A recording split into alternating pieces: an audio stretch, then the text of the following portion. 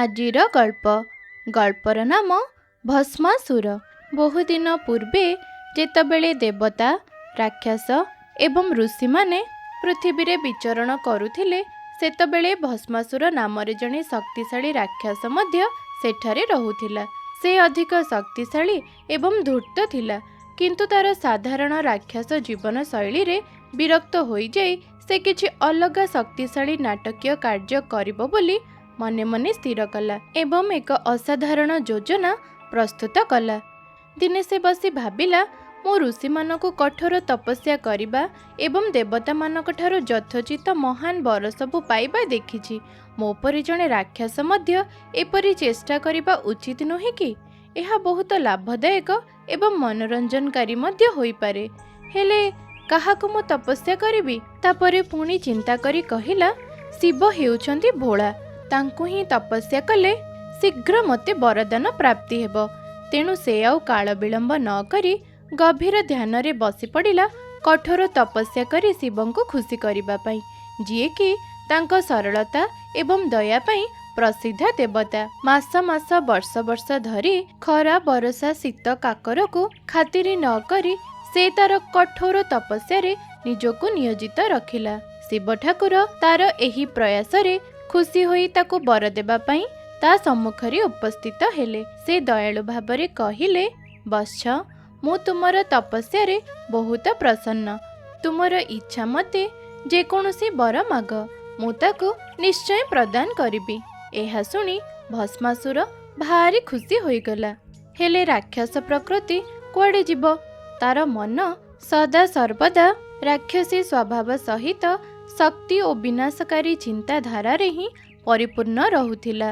ତେଣୁ ସେ କିଛି ସମୟ ଚିନ୍ତା କରିବା ପରେ ଏକ ଅଜବ ଅନୁରୋଧ କରି କହିଲା, ହେ ପ୍ରଭୁ, ମୋତେ ଏପରି ଏକ ବରଦାନ ଦିଅନ୍ତୁ ଯେ ମୁଁ ଯାହାର ମୁଣ୍ଡରେ ହାତ ରଖିବି ସେ ତୁରନ୍ତ ପାଉଁଶ ହୋଇଯିବ।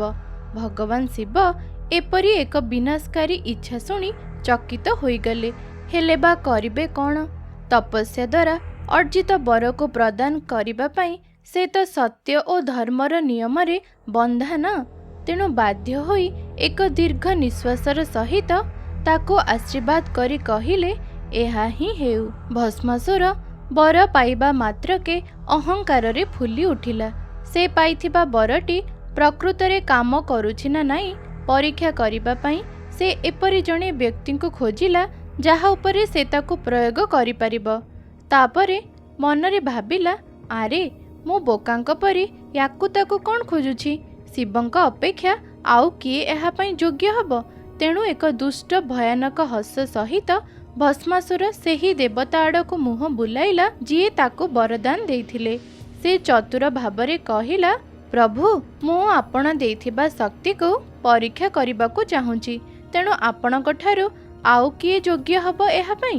ସେଥିଲାଗି ମୁଁ ଆପଣଙ୍କ ମୁଣ୍ଡରେ ହାତ ରଖି ଏହାର ପରୀକ୍ଷା କରିବାକୁ ଇଚ୍ଛା କରିଛି। ରାକ୍ଷସର ମାରାତ୍ମକ ଉଦ୍ଦେଶ୍ୟକୁ ଜାଣିପାରି ଶିବ ଭୟଭୀତ ହୋଇଗଲେ। ବରଦାନର ବିନାଶକାରୀ ପରିଣାମ ଜାଣି ସେ ସେଠାରୁ ଶୀଘ୍ର ପଳାଇ ଯିବାକୁ ଉଦ୍ୟତ ହେଲେ। କିନ୍ତୁ ଶକ୍ତିରେ ମତ୍ତ ଭସ୍ମାସୁର ତାଙ୍କ ପଛ ଜମା ଛାଡ଼ିଲାନି ଏବଂ ତାଙ୍କୁ ଗୋଡ଼ାଇବାକୁ ଲାଗିଲା। କେବଳ ସେତିକି ନୁହେଁ, ତାଙ୍କୁ ସାହାଯ୍ୟ କରିଥିବା ଦେବତାମାନଙ୍କୁ ମଧ୍ୟ ଧ୍ୱଂସ କରିବାକୁ ସ୍ଥିର କଲା।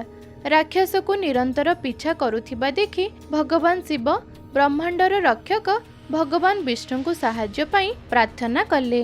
ସର୍ବଦା ଜ୍ଞାନୀ ଏବଂ ଉତ୍ତମ ରଣନୀତିଜ୍ଞ ବିଷ୍ଣୁ ଏକ ଚତୁର ଯୋଜନା ପ୍ରସ୍ତୁତ କଲେ। ଜଣେ ସୁନ୍ଦର ସ୍ୱର୍ଗୀୟ ନୃତ୍ୟଶିଳ୍ପୀ ମୋହିନୀ, ଯିଏ ତାଙ୍କ ସୌନ୍ଦର୍ଯ୍ୟର ଆକର୍ଷଣ ପାଇଁ ଜଣାଶୁଣା, ସେହି ରୂପକୁ ଧାରଣ କରି ବିଷ୍ଣୁ ରାକ୍ଷସର ସମ୍ମୁଖରେ ଉପସ୍ଥିତ ହେଲେ। ମୋହିନୀଙ୍କ ସୌନ୍ଦର୍ଯ୍ୟରେ ମୁଗ୍ଧ ହୋଇ ଭସ୍ମାସୁର ତୁରନ୍ତ ଶିବଙ୍କୁ ପିଛା କରିବା ଭୁଲିଗଲା। ସେ ମୋହିନୀଙ୍କ ପାଖକୁ ଯାଇ ତାଙ୍କୁ ବିବାହ ପ୍ରସ୍ତାବ ଦେଲା।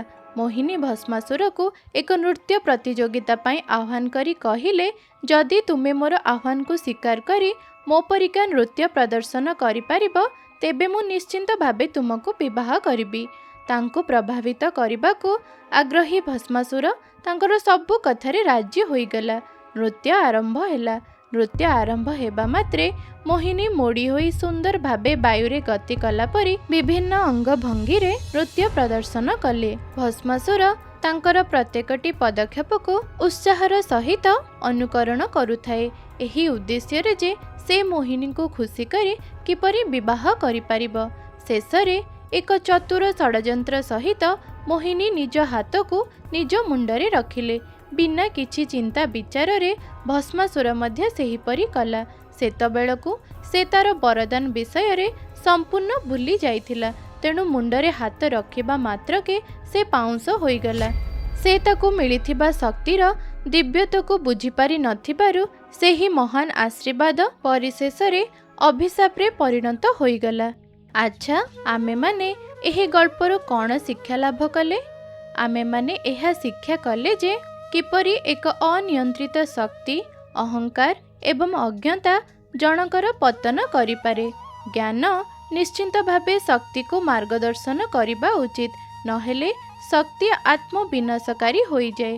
ପ୍ରକୃତ ଦିବ୍ୟତା ଶକ୍ତିରେ ନୁହେଁ, ବରଂ ନମ୍ରତା, ଆତ୍ମନିୟନ୍ତ୍ରଣ ଏବଂ ସଚେତନତାରେ ଥାଏ।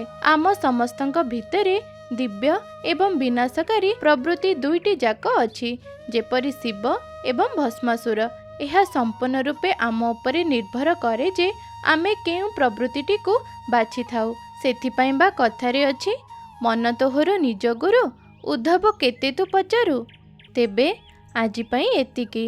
ପୁଣି ଥରେ ଦେଖାହେବା ଆଗାମୀ ଗଳ୍ପରେ। ସେଥିପର୍ଯ୍ୟନ୍ତ ସମସ୍ତେ ଖୁସିରେ ରୁହନ୍ତୁ ଓ ସର୍ବଦା ହସୁଥାନ୍ତୁ।